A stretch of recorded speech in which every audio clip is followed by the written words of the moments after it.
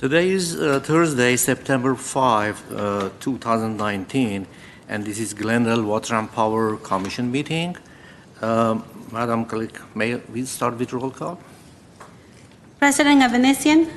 Here. Commissioner Carrasco. Here. Commissioner Kadikian. Here. Commissioner Lau. Present. Commissioner Watson. Here. Any comments for, shall we put that? Any comments for the previous minutes of meeting? I had a question, I guess, under item 4, reports, in the 7th line. Mr. Saints described how each of these constituents, is it constituents or contaminants?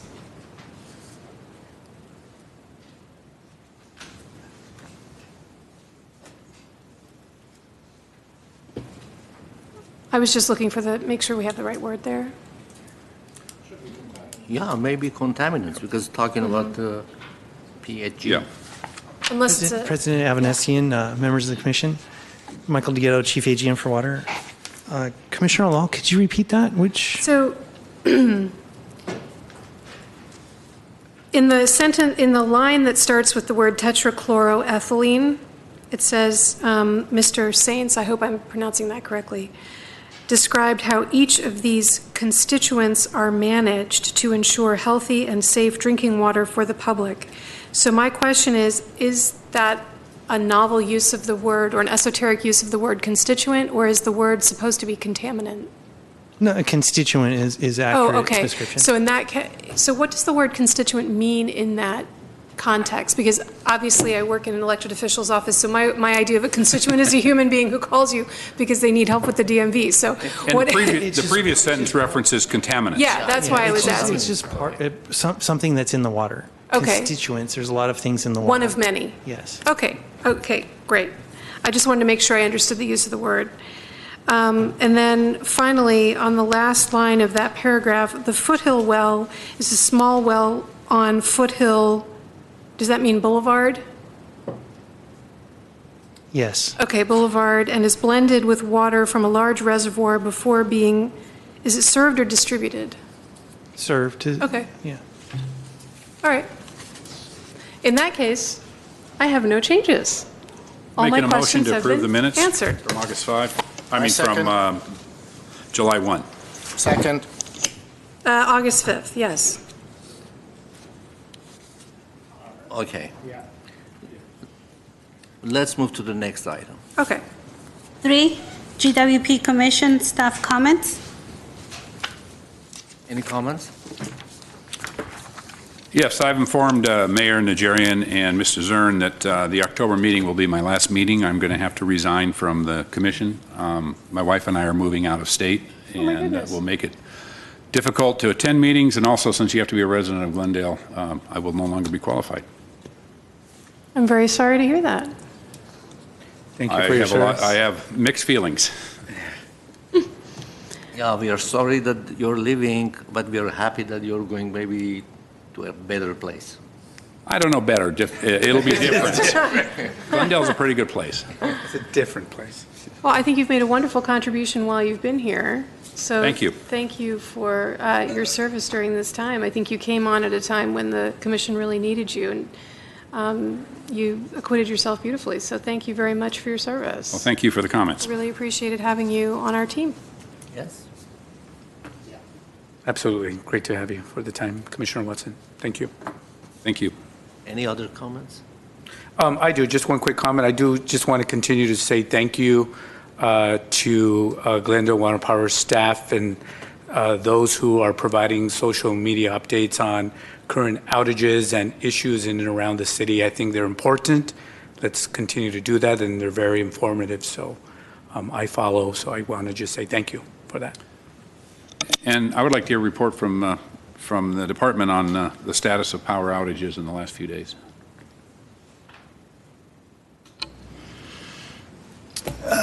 President Avanesian, Commissioner Watson, I'm Darrell Hahn, the Electrical Services Administrator at GWP. We can certainly prepare some sort of report for you that kind of outlines some of the events of the last few days, if you'd like.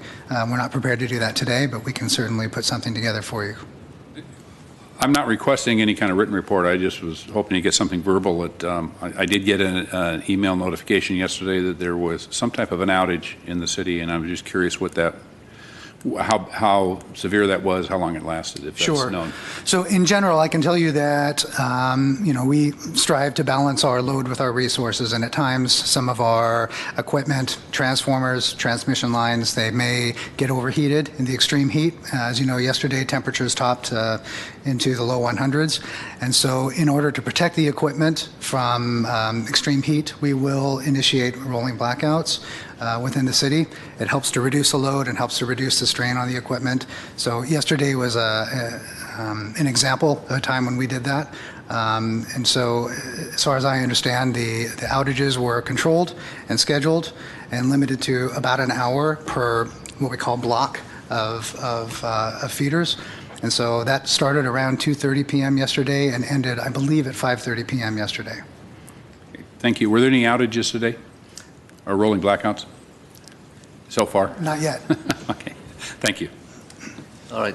Thank you very much for that explanation, although we were not prepared for that. We appreciate.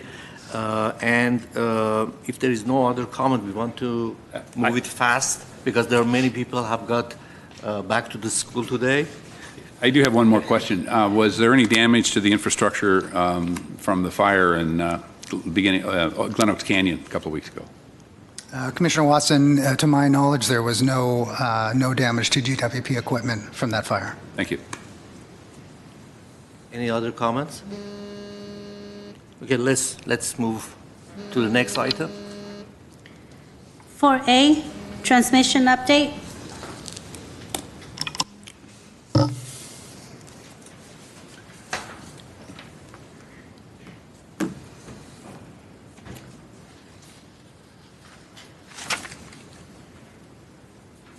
President Avanesian and members of the Commission, my name is Mark Young. I'm the Deputy General Manager of Power Supply, and I've asked to give you a transmission 101, for lack of a better term. I've tried to give it in very high detail, and once we get to that point, if we wanted to get further, I'm more than happy to answer questions or come back to you at a future time. First slide here shows the WECC, which is the Western Electricity Coordinating Council transmission map. This is the map that is transmission throughout the whole western states. It gives us the ability to purchase energy from various generating sources in the western states. And I put this up here because it's very confusing. The next slide here shows our part of that transmission line. So when we show this map is a very simplified one-line drawing as opposed to the more complicated drawing of the WECC. This map is in the IRP. We see this map all the time. Our local people don't like to use this map for planning purposes because it's the geography here is a little complicated, but for this purpose, it's good to see where our resources are. So with transmission, I believe that it's really important to understand what we're doing with respect to load. Load is the amount of electricity that's being used in the city of Glendale. So how do we meet that load? There's two sources of supply. One would be local generation that we would produce at Grayson facility, and the other is what we call the tie line. The tie line is made up of these transmission lines that get to Glendale, and we break those transmission lines into three different sections. The first section, which is the simplest section to explain, would be our interconnection with Burbank and our ability to bring Magnolia Power from our share of the Magnolia Power Plant, which is located in Burbank on Magnolia. The next easiest concept of transmission is the Pacific DC intertie. It's a high voltage DC line that comes from the Pacific Northwest, and it comes down into Sylmar. From Sylmar, we use Los Angeles Transmission, and from Sylmar, we go to Airway. Airway is considered Glendale, but for the interconnect, we use the term Airway. Next, the last transmission line that we have is the Victorville-Atlanto, or the Atlanto to LA system. This is a transmission line that is a group of 5 transmission lines, but through the complexity of that line, we consider it one transmission line. It's made up of, like I said, 5 different lines, 3 500 kV lines and 2 287 lines that are owned by Los Angeles, and we have long-term transmission agreements with them. So at all times, we have to make sure that the amount of load that we have in the city is being met by either local generation and the tie line. This drawing shows the Pacific DC on the top left-hand side, and the Pacific DC is Pacific Direct Current Intertie.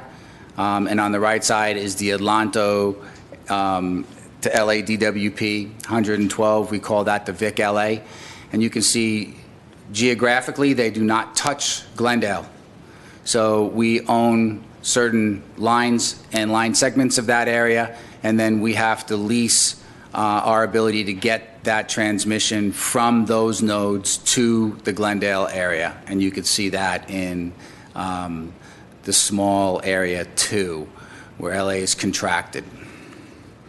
I never use this other than the fact that conceptually you can see that there's an in-basin and out-of-basin transmission, and the out-of-basin transmission we have ownerships or we have long-term agreements with, and the in-basin transmission is what limits us severely for our ability to be able to buy and get remote resources into Glendale.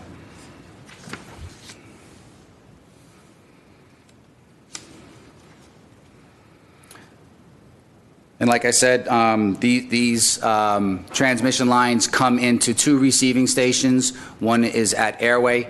Airway is it was an old road at the border of the Grayson Power Plant, and we call that the receiving station, Airway Receiving Station. That's where we get the Pacific DC Energy and the Southwest Energy coming into the city.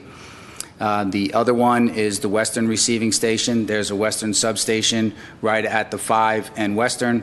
There's a section of that that's a receiving station. That line goes to Burbank, and that gives us the ability to bring our share of the Magnolia Power Plant into Glendale.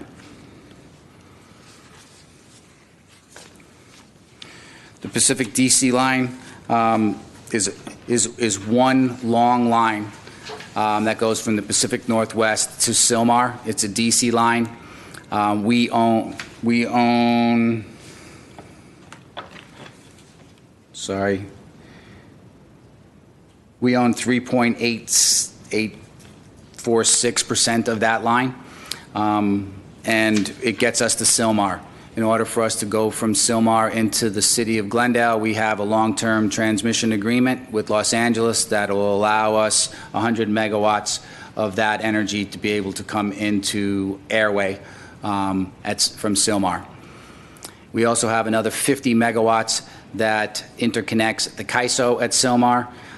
We don't use that line when it's extremely hot because the in-basin load is more than the in-basin generation, so there isn't any available generation to be exported out of the CAISO at Sylmar, so we don't consider that as a resource. But during normal times of the year, Q1, 2, or 4, we're able to either inject or withdraw from the CAISO based on availability. But during the times that we really need the transmission, it's not possible for us to export out of the CAISO. The Desert Southwest, the desert, like I said, they call it the VIC LA. It's from Victorville to Los Angeles. There's 3 500 kV kilovolt lines and two 287 lines that come into Los Angeles's balancing authority, and from there they connect to a 230 kV loop that goes around Los Angeles, and then we're able to withdraw a certain amount of energy from that. And that is, at the best case scenario, 112 megawatts, which is comprised of 3 different long-term transmission contracts. The available transmission capacity on that line in Q3 is calculated by looking at what the total transmission capacity minus the obligation, and we have asked Los Angeles for additional capacity because this is our stranglehold. We've asked for additional capacity here, and they've indicated that the available transmission is negative, and that means it's oversubscribed. So they're not able to allow us to purchase more transmission on that line. Glendale imports a WRS. Well, we see that in the simplified drawings, we see a capacity number of 125 megawatts. That's the physical limitation of the line. It's not the amount of energy that can be delivered on the line. We are only allowed contractually to bring in our share of Magnolia, which is 40 megawatts or less.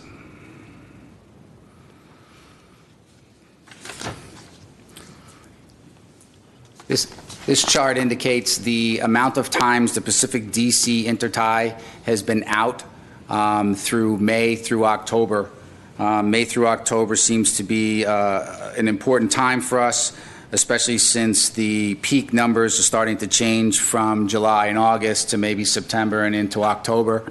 You could see that there are many times that this line gets derated.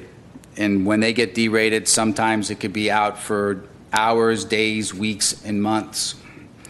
And this does not include the wildfire mitigation that Southern California Edison and other members of the line would account for in the event of fire mitigation.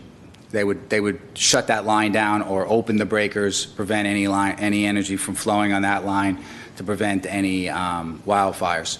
So excuse me, this is all October. There is no May here. This is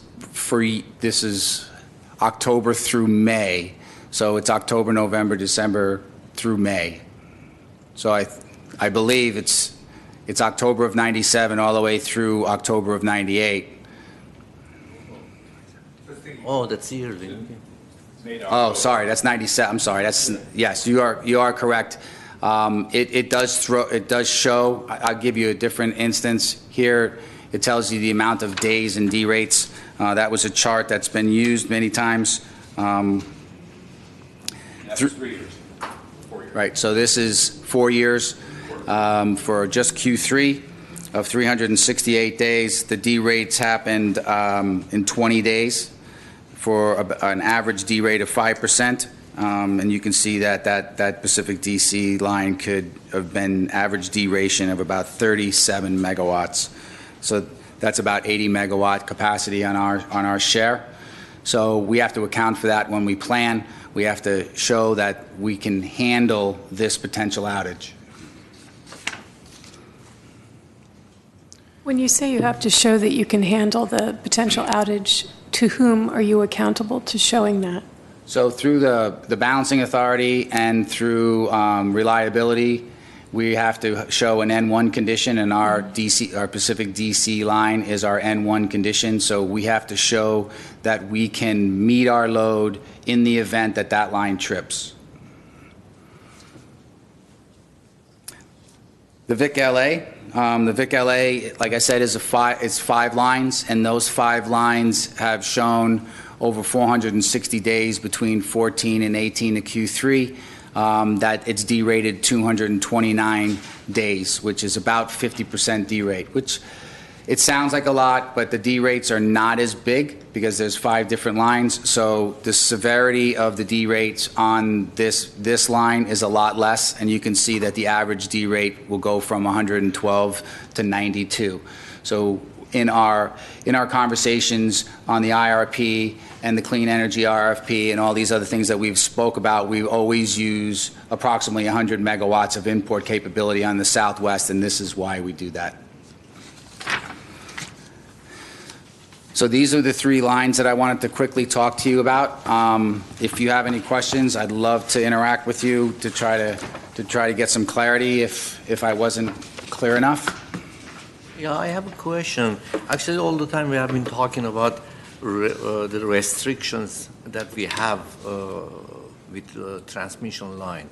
Which portion we are talking about?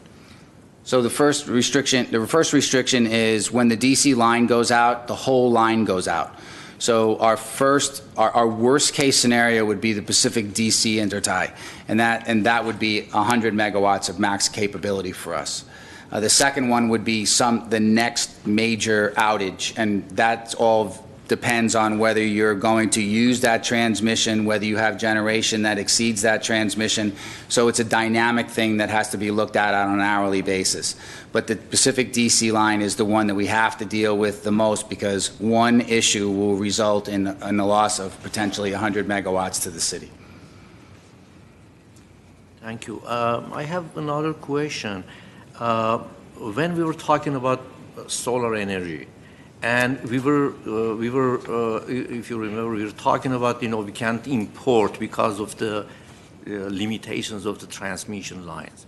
So which line we are talking about? So typically, the Pacific Northwest is wind and hydro. And the Southwest lines, they interconnect Utah, Arizona, Nevada, and that's typically where you're going to get your solar from.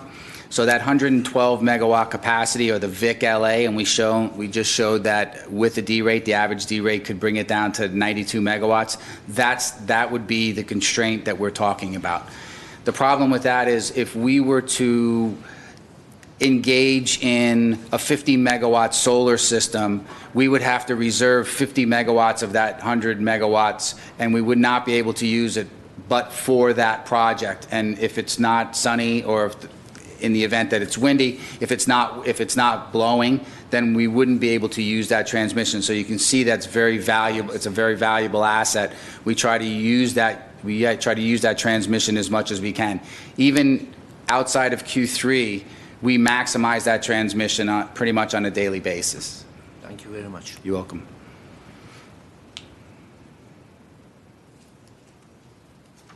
Any questions?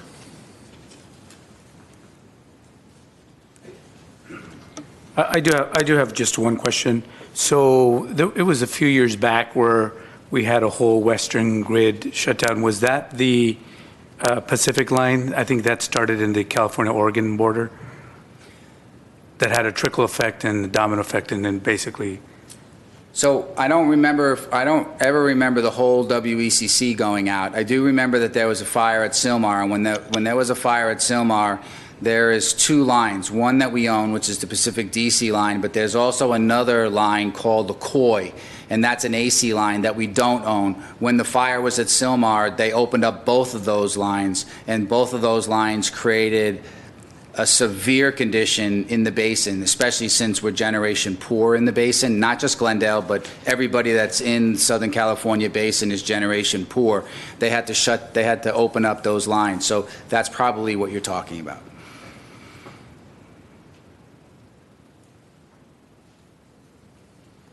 Thank you.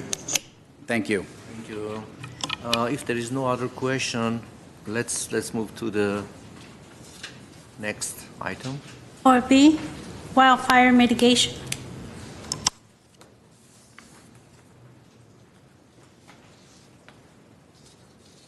Take the podium so I don't give you my back. Good afternoon, Commission President Albanesian, Commission members. My name is Doreen Martirosyan, and Daryl and I are going to give you an overview of the latest legislation and the requirements that all of the utilities have in terms of wildfires and coming up with a wildfire mitigation plan and the reporting requirements and the deadlines that we're faced. We all know that recently California wildfires have been getting more and more destructive.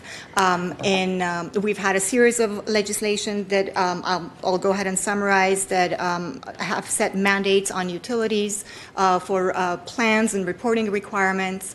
In California, strict liability has been the long-standing legal doctrine. And under strict liability, basically a city or a public utility is held liable for damages, regardless of whether the damages were caused due to the negligence of the utility.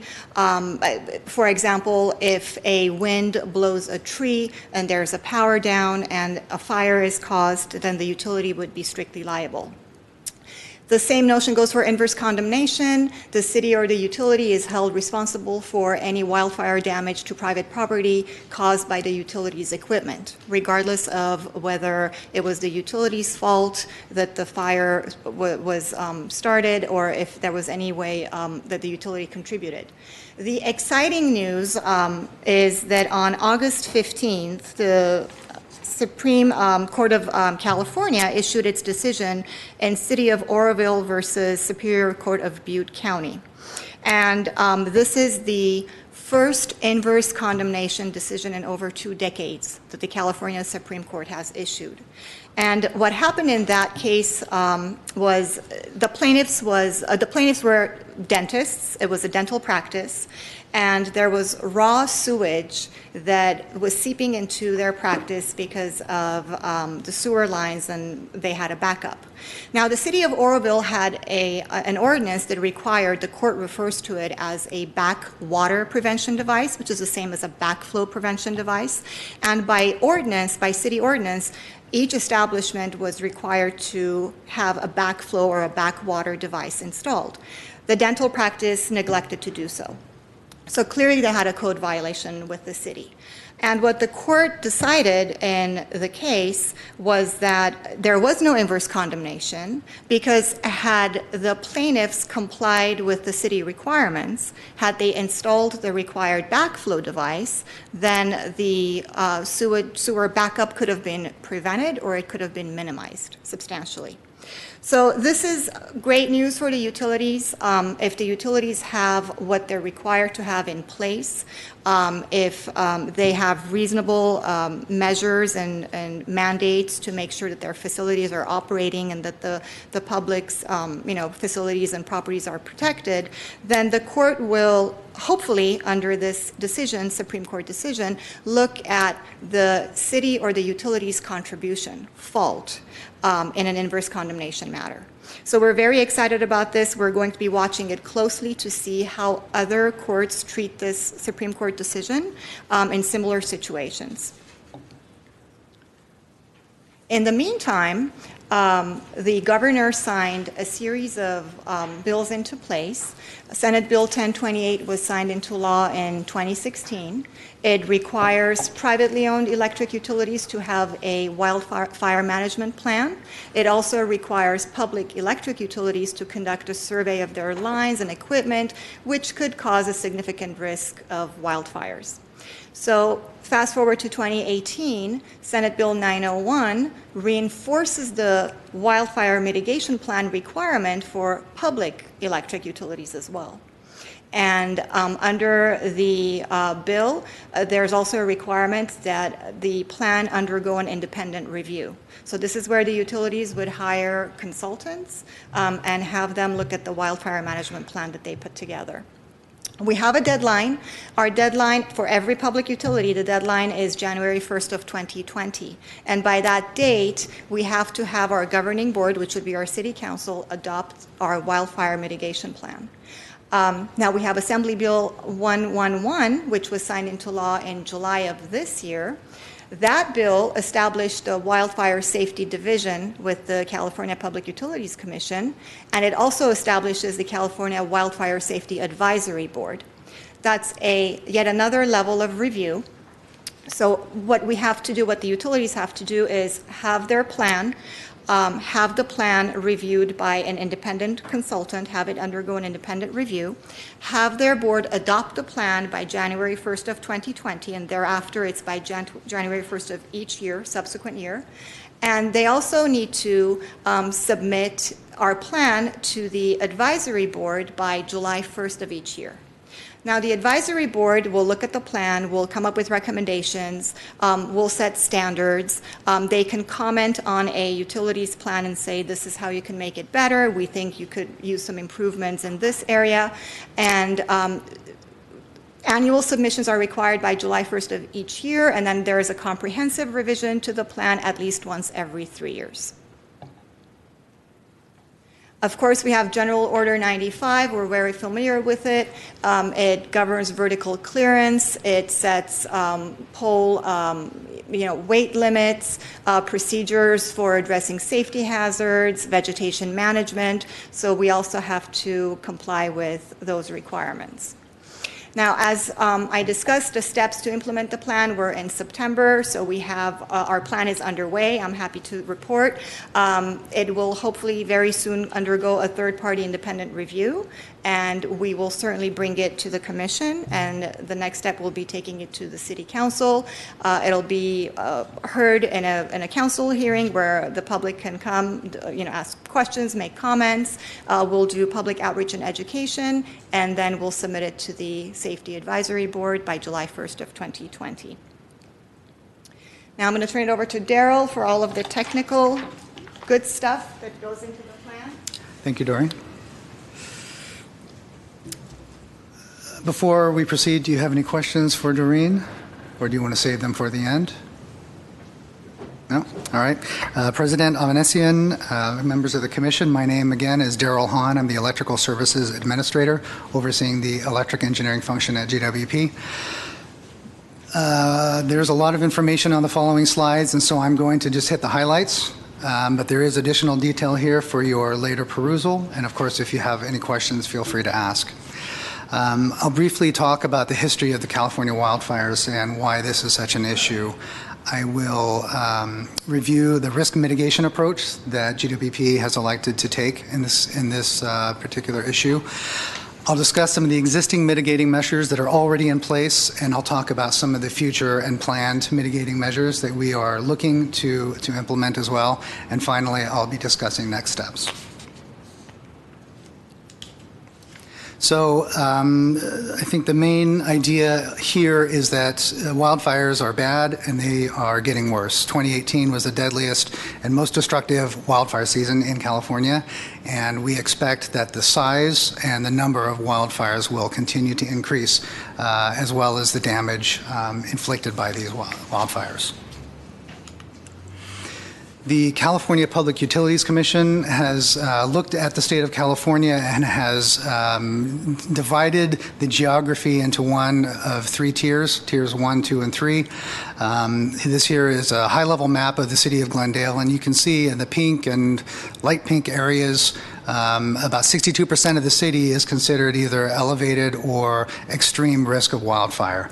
And I honestly have not been able to determine the difference between elevated and extreme, so we've been treating them more or less the same, and that is extreme.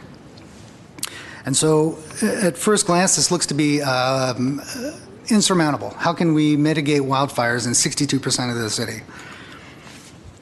So what we look at here is within that 62%, we have 282 miles of overhead lines, a little over 90,000 electric meters, and about 58,000 structures and buildings.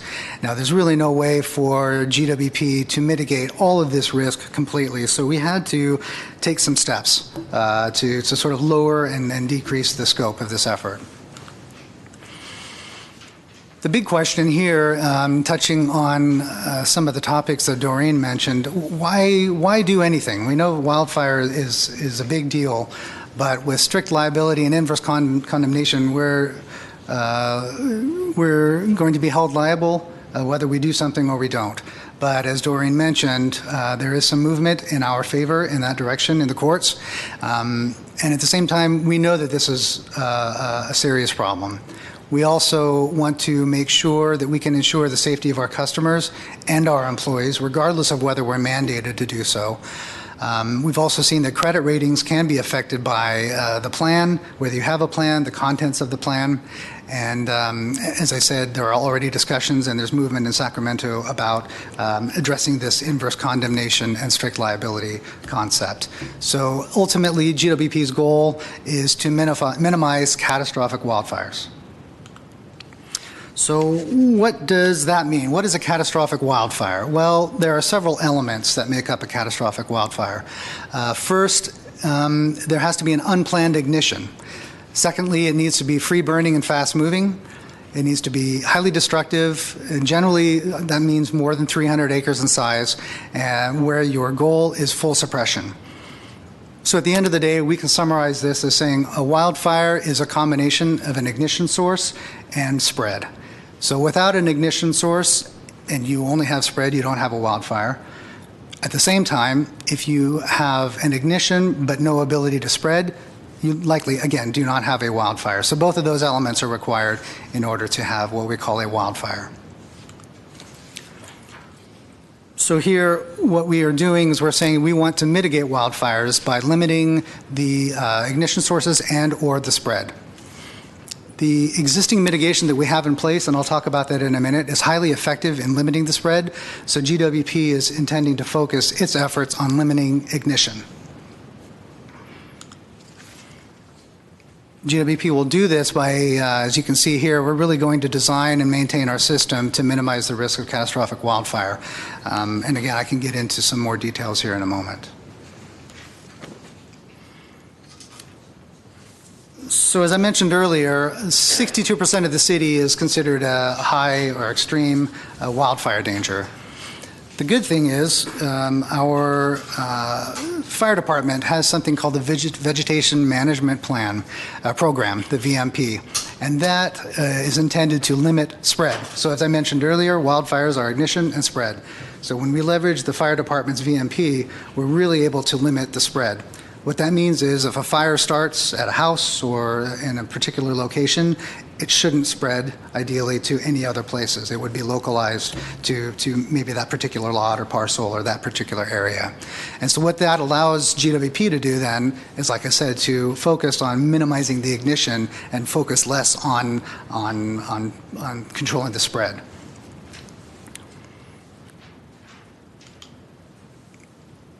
So in place currently, GWP has several mitigating steps that are helping us to limit that ignition. Number one, we disable devices that would automatically reconnect after they open when they detect a fault. So these are typically called reclosers or relays, and what they do is they detect something wrong on the system and they will automatically open up just to say, you know what, I don't like what's going on, we're going to de-energize. The problem is, during periods of extreme wildfire danger, those systems, they'll wait maybe 10 seconds. They'll assume that the mylar balloon or the squirrel or the crow has cleared, and it will reclose that line with the intent of restoring energy very quickly after a very short interruption. So during periods of high wildfire danger, we will disable that automatic reclosing because we don't want to inadvertently cause a fire. At the same time, we also will require a visual inspection of an entire feeder after it has been de-energized automatically.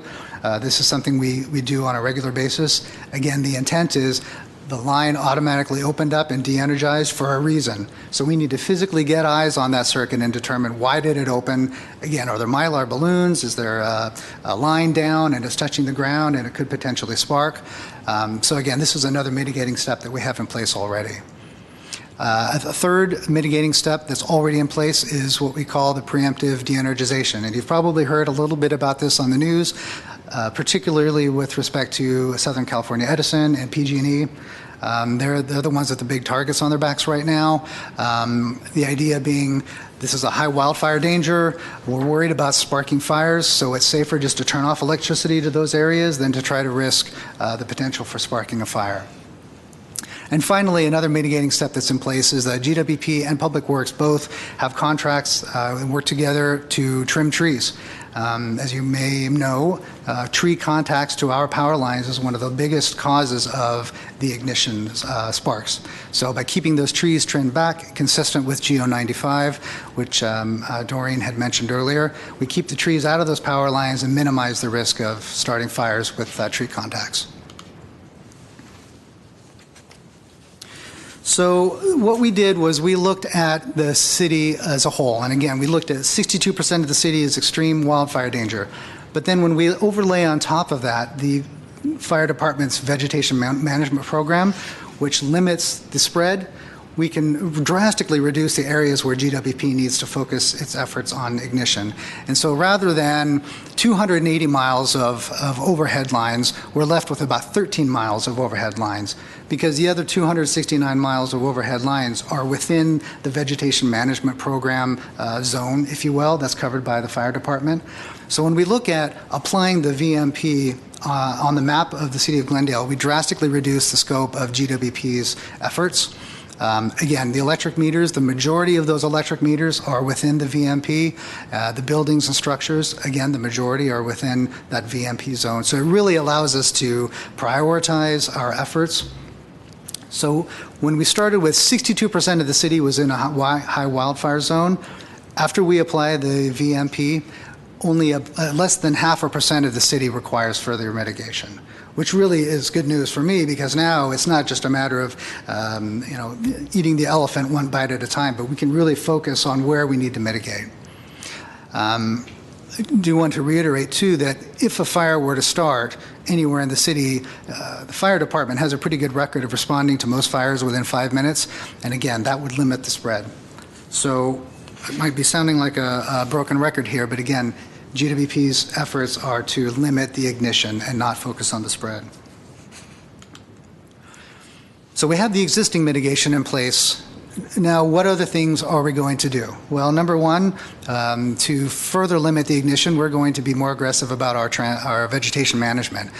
That means cutting the trees back even further. Typically, we cut the trees back, maybe 8 feet from the lines that we don't want them to touch.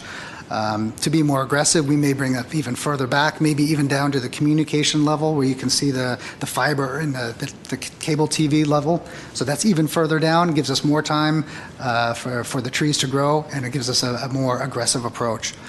We're also looking at trees that could fall into the power lines from above. Again, GO 95 typically looks at the trees that grow into the lines from below, but you could have a really tall tree 15 feet away. Something would happen to it, it could fall down into the trees from above. So we're looking at being more aggressive about trimming those trees as well. Trimming trees is not always a popular approach, but I think in this case, it's definitely one of the best tools that GWP has to mitigate and limit ignition. And then we have some other technological advances and solutions that we can implement as well.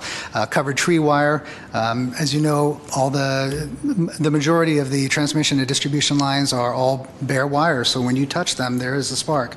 They have this tree wire now, they call it, because it's safe for trees to touch the wire. It's insulated, it's covered, so when a tree temporarily touches the wire, no sparks are created. So that's one of the things that we're looking at implementing in those areas where we're focusing our mitigation.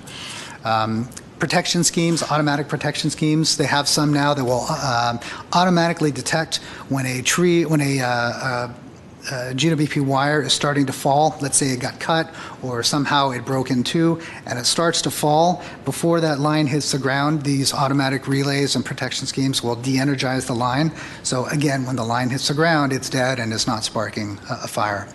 And so there are other things that we are looking at, and there are new advances all the time. We send folks to conventions to learn about new technologies, and we're certainly keeping our eyes open and looking at incorporating more and more of these into our system. So in summary, Doreen and I talked about why we're here talking about a wildfire mitigation plan. There are legislative and legal requirements, regulatory requirements, and we want to keep our customers and our citizens safe and our employees. We are developing a wildfire mitigation plan right now. I've kind of summarized some of the highlights here. We will be working with a third-party reviewer, hopefully starting in the next month or so, to tell us where we can improve our plan. And as Doreen mentioned, we will be submitting this to City Council prior to January 1st, at the end of the year, and then annually. At the same time, we also have an annual submittal to the Wildfire Advisory Board. So with that, I'm open to answering any questions, unless they're for Doreen. Any questions? Yeah, I have a couple of questions. I'd like to hear a little bit more about if we have in-house or looking to have a weather expert, a meteorologist type looking at weather conditions, whether we farm that out or have it in-house. And then are we also looking to have cameras in that 13-mile span that can give us quick eyes if needed? I know that there are others who are doing that, seeing if that technology is available. So I'll start with that. Sure. President Albanesian, Commissioner Carrasco, you asked two questions. One was about weather conditions, and the other was about cameras.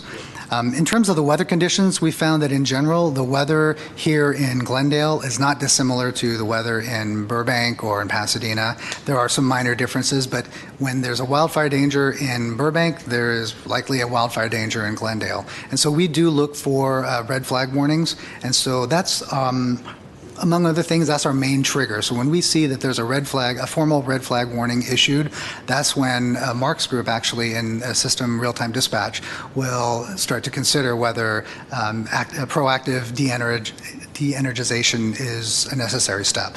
So at this point, we're not looking at getting sort of an independent or contracting with a weather service or something like that, because we have some pretty high confidence that the red flag warnings would give us the indications that we need. At the same time, system dispatch, they're always monitoring conditions, and so they won't just rely on the red flag warning, but if there are other things going on that they sense based on experience or that they feel would be that would pose a high wildfire danger, they would also look at initiating the proactive outages. So if I hear you correctly, then you're saying we do have some of those folks who can translate the red flag warnings with humidity points and wind patterns and things of that nature, so we can get ahead of the game? So the nice thing is when the red flag warnings are coming out, they actually give you some advance warning that there's going to be a red flag warning. So again, in system dispatch, they're always monitoring weather and it's particularly the red flag warning. And so as things are getting worse, let's say, they will have a heightened awareness of the red flag warning and the conditions, and they will continue to monitor that. Is that coming from the state, the red flag warning? Yes, I believe so, and I believe there's a link. Is it NOAA, I believe, issues the red flag warnings. Okay. And so for your other question, cameras, I know some of the larger utilities, they are installing cameras that allow them, particularly infrared cameras that allow them to watch for fires. At this point, we have not pulled the trigger on installing cameras. I know that that's something that's been discussed. One of the things that we continue to focus on is the initial map is that 62% of the city is at extreme wildfire danger. But when we overlay that vegetation management program map, we find that the areas where GWP can pose the highest risk is actually quite small. And so at this point, we're not actively looking at bringing in and installing the cameras, but that's always an option. And as we continue to go through this process, it remains on the table as a potential mitigating step. Okay. And then just a quick question on, if I may, quick question on the preemptive de-energizing. I know that some of the other utilities call what they have PS, the public safety power shutoff. Yes. Are we doing anything to have outreach to community about that and who would be affected and so forth? Absolutely. So one of the requirements of the wildfire mitigation plan is to have some public outreach, and so that is definitely one of the items that's on our agenda. In our case, our intention is for what others call the PSPS to be the last resort. Obviously, as Commissioner Watson had asked about, we do initiate rolling blackouts when it's required. But the intent for now is to minimize the instances of public safety power shutoff due to wildfire danger. We feel that we can, hopefully, the intent is to mitigate through other measures, as I discussed earlier, with the tree trimming and the technology and so forth, such that turning off power to customers simply due to a red flag warning is the option of last resort.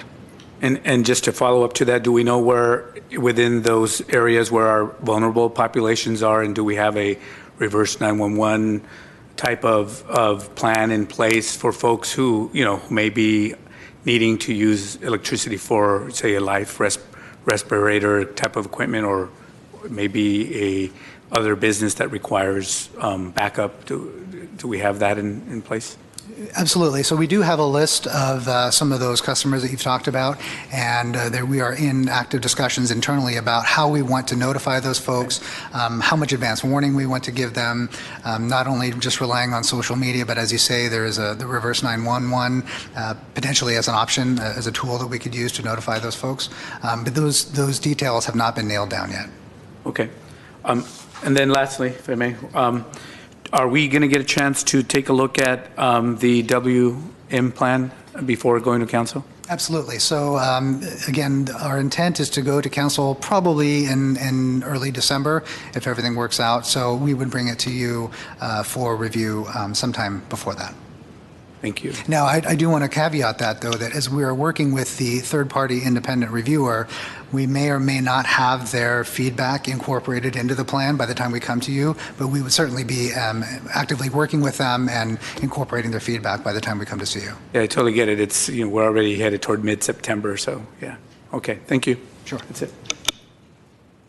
Any other question? I have a question. You said that we are going to have more wildfires. Can you explain what is the reason that you're expecting that?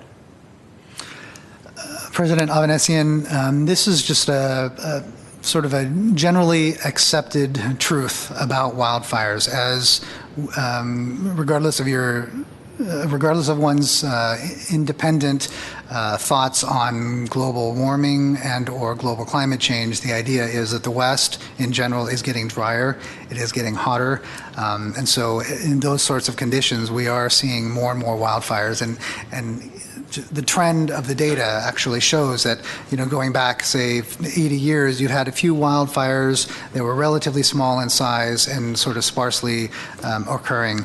But as time has progressed in more recent years, we're seeing the wildfires actually grow in size and grow in number. And so just following that trend, we're seeing that the wildfires are getting worse and worse. Thank you.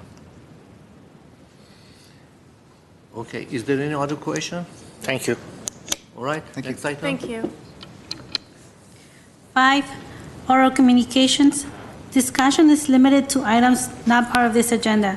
Each speaker is allowed 5 minutes. Commission may question or respond to the speaker, but there will be no debate or decision. The general manager may refer the matter to the appropriate staff for investigation and report. We don't? We don't have any cards. Okay, let's go to agenda forecast. 6, agenda forecast. President Avanesian, Commission members, staff has a recommendation for the Commission's consideration. Our recommendation is to move the items for the November 4th, 2019 meeting, the customer service update and the legislative update, to October, and then for November, present the draft wildfire management plan to the Commission, if that's okay with the Commission. That makes sense. Sounds good to me. Could I follow on Commissioner Watson's question earlier and request not a formal presentation, but just an update on how our electrical system is faring? I expect we'll be having some very hot weather in the next 4 weeks, so if someone from GWP could just give us an update, a high-level update, doesn't have to be exhaustive, but on how the electrical system is holding up, that would be very helpful, especially at this time of year when we do, have these extreme heat days. That was a request by Commissioner Watson, and we have Commissioner Lal, so So that it's can be going to be agendized. next month?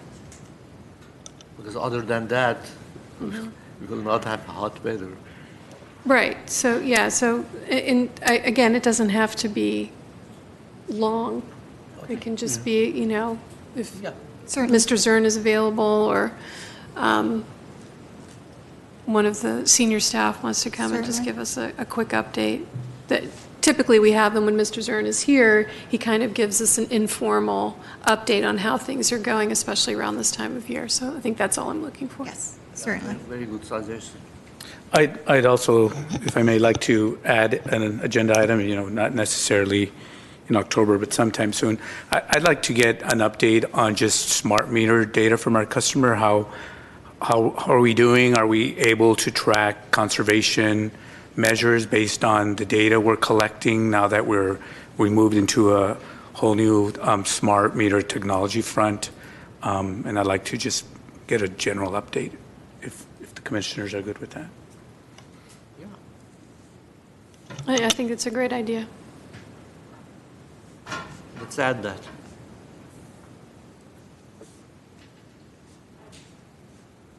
Okay. Other than that, next item. 7, adjournment. I move. I'll second. Gotcha.